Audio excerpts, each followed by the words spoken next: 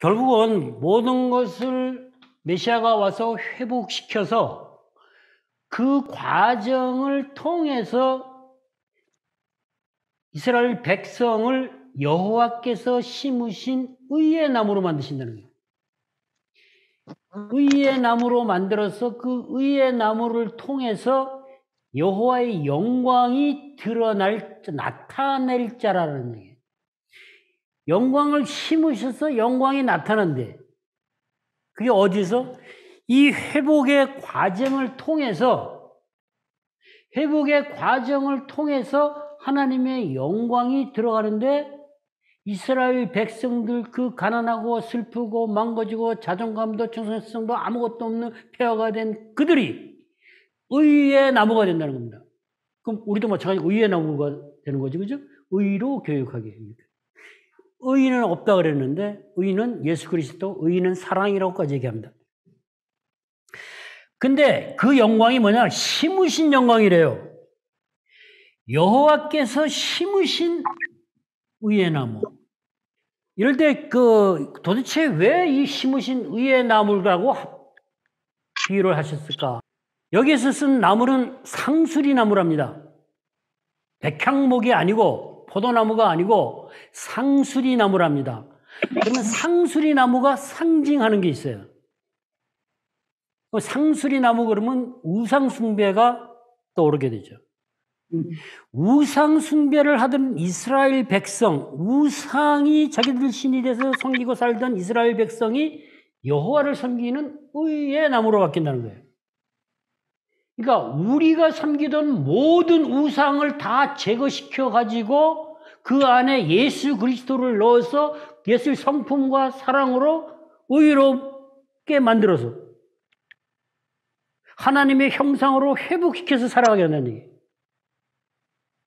거기에서 영광이 나타나는데, 거기서 영광은 예수 그리스도가 드러나는 겁니다. 임재입니다. 하나님의 임재 가운데 예수가 나인데 드러나는 거예요. 그게 뭐예요? 예수가 어떻게 드러나요? 보입니까? 우상이라 그랬어요. 우상을 섬기던 이스라엘 백성이 의의 나무가 되고, 여호와께서 이 과정을 통해서 여호와께서 심으신 의를 가지고 여호와의 영광이 나타난다 그랬어요. 지체를 죽이라 그랬어요.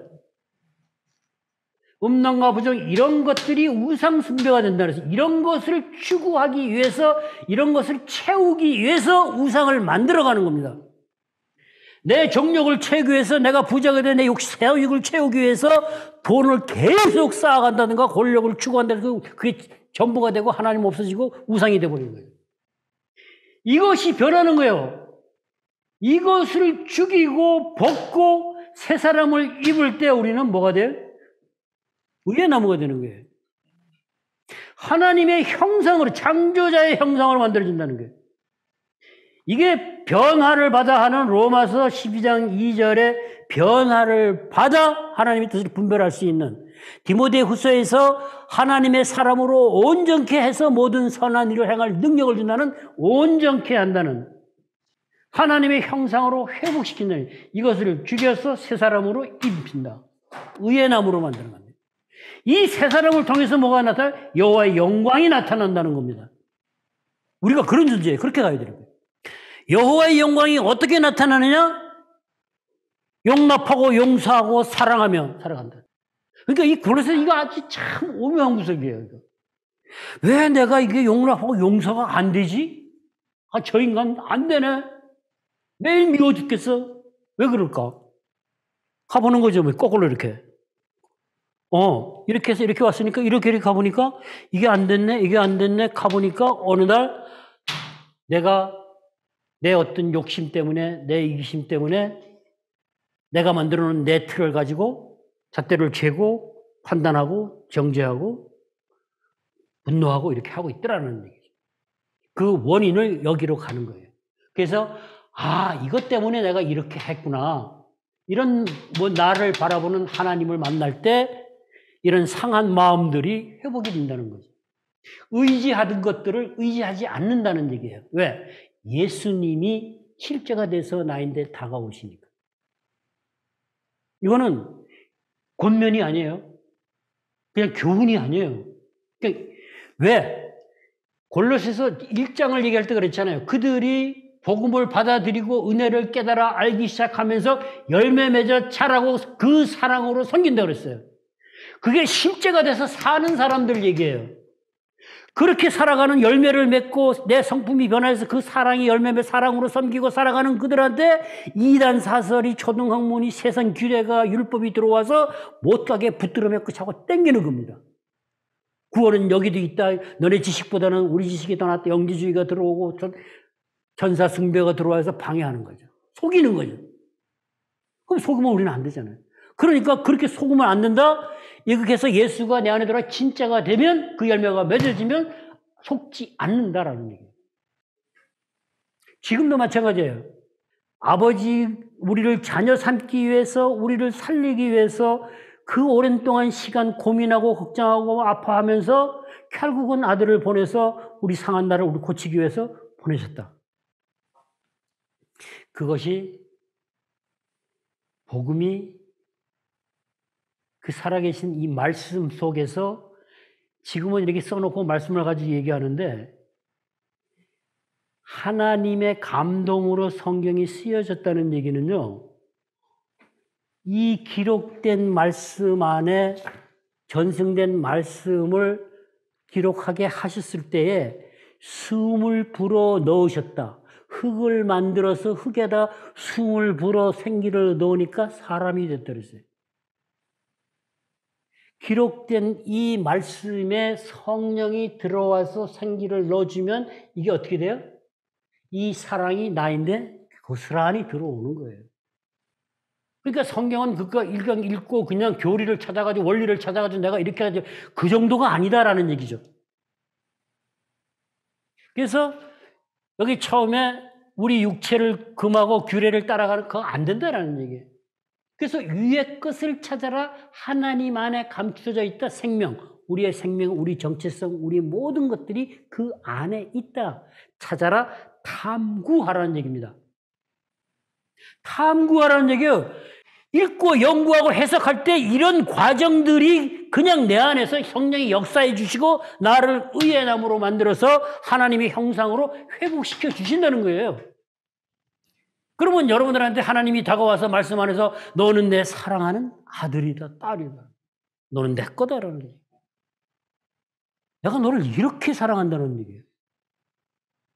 그러면서 어떤 여러분들이 각자가 경험한 환난이나 고통이나 아픔 속에서 그때 같이 했던 하나님의 손길을 느끼게 하신다. 경험하게 하신다. 그게 현재의 예수님이 오셔서 우리한테 주고 간 복음이 능력이 된다는 겁니다. 우리가 회복을 경험한다는 거죠. 그러니까 그렇게 해서 내 안에가 변화가 돼서 내 성품이 바뀌었잖아요. 그러니까 나도 모르게 예수님이 십자가에 확증한 그 무조건적인 사랑으로 내가 참지 못하는 걸 오래 참아가게 하시고 기다리게 하시고 사랑하고 다가가게 하시고 이 모든 것들이 뭐예요? 하나님의 임재를 통한 들어온 하나님 심으신 영광이 된다는 거예요. 변화시키는 과정 속에 하신 일들이 영광이 되는 겁니다. 내 안에 역사하신 나를 변화시킨 내 성품이 벗겨서 가는 그 과정 속에 심어준 하나님의 사랑과 복음이 능력이 되는 그런 모든 과정 속에 내가 순종을 따라갈 때 역사하신 많은 일들이 하나님께 영광이 되는 의의 나무예요. 의의 나무가 되어 하나님의 형상으로 회복되는 겁니다. 화가 나는데 바로 어디로 가느냐? 분함, 노함, 여기로 가잖아요. 그럼 내가 왜 화가 나지? 왜 노하지? 그러면 내 안에 내가 받았던 상처를 기억나게 하신다는 거예요. 어떤 분은 아주 어려서 말 요만할 때 말 듣고 올 때 애가 운다고 어머니가 장롱에 넣고 가뒀답니다. 그때 느꼈던 그 공포가 평생을 가지고 갑니다. 몰라요. 그것 때문에 뭘 해요? 어머니한테 부모한테 하는 그 사랑의 감정이 이렇게 멀리 떨어져 있는 거죠. 하기는 하는데 어디까지 그냥 도덕적으로, 윤리적으로 할 것만 하지 깊이 못 간다라는 얘기예요. 근데 그거 기억합니까? 못해요. 근데 그거는 잠재적으로 내 안에 꽉 잡고 있어가지고 사이로 벌려놓고 있는 거예요.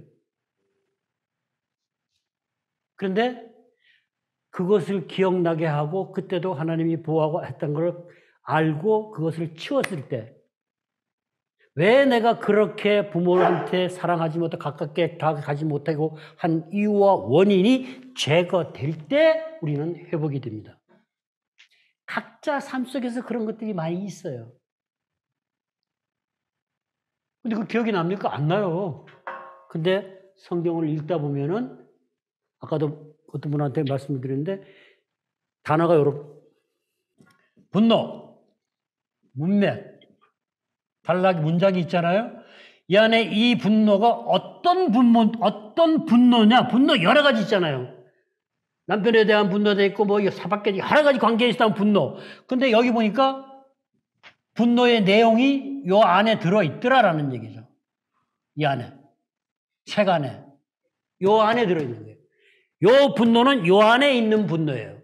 그러면 이 안의 상황과 나의 상황이 연결됩니다. 그렇게 기억나게 하시는 거예요. 이 분노가 아니고 다른 거짓말을 가지고 와서 한다, 그건 아니다라는 거예요. 이 문맥 안에서. 본문 안에서 해결해야 돼요. 본문과 연결이 돼 있어야 돼요. 본문과 뚝 떨어진 해석을, 연구를, 그거는 절대 금물이에요. 특히 예언서는, 선지서는 그렇게 하면 안 돼요. 선지서는, 예언서는 특별히 역사적인 배경과 문화적인 상황을 알고 그 안에서, 문맥 안에서 이렇게 의미를 발견해 가야 됩니다. 그러면 그 사람들한테 하나님이 이런 얘기를 해서 이렇게 하시려고 했구나. 그런데 내 상황과 이렇게 연결이 되네? 그럼 지금 나에게도 이렇게 하시네. 근데 그들이 한 역사적인 상황과 아무 상관없이 이쪽 얘기를 가지고 와서 나인데다 집어넣으면은 그건 아무 의미가 없다. 그건 이단도 아니고 그냥 말씀을 내 마음대로 왜곡시키는 경우가 너무 많다. 해석에 대한 그 어부간음이 많이 일어나는 거는 그런 겁니다. 뚱딴지 같은 해석을 할 때. 이사야 49장 23절을 보면요. 왕들은 내 양부가 되고 양귀들은 내 유모가 될 것이며 그들이 얼굴을 땅에 대고 내게 절하고 내 발의 티끌을 핫을 것이니 내가 나를 여호와인 줄 알리라. 나를 바라는 자는 수치를 당하지 아니하리라. 이거를 가지고 메시아에 관한 얘기라고 갖다 붙이는 사람들이 많이 있다는 얘기입니다. 근데 앞에 21절, 22절과 앞뒤를 보면은 이거는 전혀 그거하고는 상관없는 얘기예요. 그러니까 말이 안 되는 얘기를 하고 있다는 얘기. 그런 경우가 많이 있어요. 절대 그렇게 해석하면은 내가 하나님 만날 수 없다라는 얘기를 하는 겁니다. 제가 지난번에도 그랬잖아요. 청년의 정욕을 조심하라는 거, 성욕에 가는 게 아니라고. 가장 가깝게 해석해 가는 것이 우상을 가까이 하지 말라는 거지, 성욕하고 상관이 없는 건데, 청년들한테 그렇게 설교를 하고 그렇게 얘기를 하면은 그건 엄청난 오류다라는 얘기예요. 근데 여기도 마찬가지예요. 아까 복음을 전하러 왔다, 아름다운 소식을 전하는데 재벌을 해주겠다는 건 없는데 예수 믿으면 재벌시켜준다 그러면 그거 완전히 센 거짓말이죠.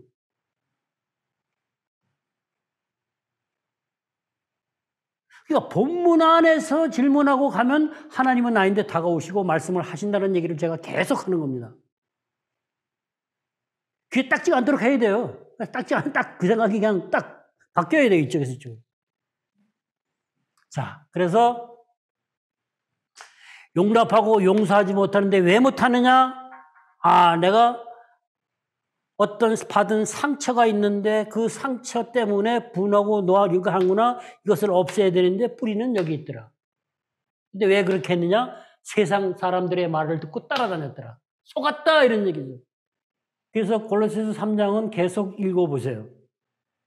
이거는 정말로 중요한 겁니다. 영성이 형성되는, 내가 영적인 사람을 살아갈 수 있는 그야말로 모델 같은 거예요. 그러면 여러분들은 스스로 집에서 성령 안에서 말씀을 가지고 뭐래요? 내적 치유를 매일같이 해갈 수 있다. 그러면 그게 매일같이 된다는 얘기는 하나님의 임재 가운데서 그 사랑을 누리며 살아간다는 거예요. 그것이 영생이다라는 거예요. 이 땅에서 영생을 맛보는 거다라는 거예요. 성경의 창세기부터 시작해서 내러티브, 이야기가 전부 이야기인데 우리는 이야기를 읽으면서 신학 논문 읽듯이 하면은 하나님을 만날 수가 없어요.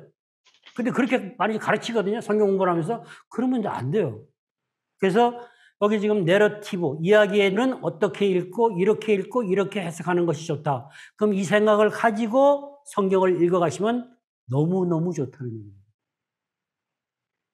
사도행전을 읽으면서 신학 논문을 쓰려고 하면 안 된다라는 얘기예요. 창세기를 읽으면서 야곱의 얘기를 들으면서 원리를 찾아가지고 자꾸 뭘 하려고 그러면 그거는 그렇게 하는 거 아니다라는 얘기를 하는 거예요. 그래서 성경의 내러티브 이야기들은 이러한 것들이 있는데 이러한 방법으로 읽고 해석하는 것이 좋습니다 해서 써놨어요. 꼭 읽어보세요. 이거 너무너무 중요한 겁니다, 사실은. 그래서 여러분들이 조금 힘드실 거예요. 왜냐하면 그냥 원리 찾아서 적용하라고 계속 배웠고 해석은 가능하면 하지 말고 위험하다 그랬는데 저는 계속 해석하라고 그러지 메시지는 들으라고 하지. 자꾸 딴소리 하는 거 있는 거 아니에요, 사실은? 아니, 나는 그렇게 안 하니까 교회 그렇게 오래 다녔는데 그 소리 안 들었는데 자꾸 왜 목사님 그런 소리 하는 거예요? 아니요, 그거 잘못됐어요. 뭐라 그러지? 제가 얘기할게요. 우리는 들어야 됩니다. 이야기는 듣고 깨닫고 그 이야기 속에서 하나님이 정해놓은 십계명 명시화된 죄와 율법과 교훈과 이런 것들을 깨달아 알면서 회개하고 하나님을 만나고 변화되어 가는 겁니다. 들으라는 얘기입니다. 메시지는 전하는 말입니다. 원리가 아니에요. 그래서 우리는 의미를 발견하고 메시지를 들을 때 그 메시지를 통해서 하나님의 사랑이 하나님의 그 임재가 나인데 경험되고 내가 그 안에서 하나님과의 교제가 된다는 겁니다. 그러면 모든 걸 이루어 가신다는 거예요. 그래야 진짜 천국에 하나님이 얼마나 좋은지 알죠. 한 번도 안 해봤는데 좋다는 거 어떻게 알아? 그러니까 내가 믿고 싶어 믿는 거지. 그건 아니잖아요.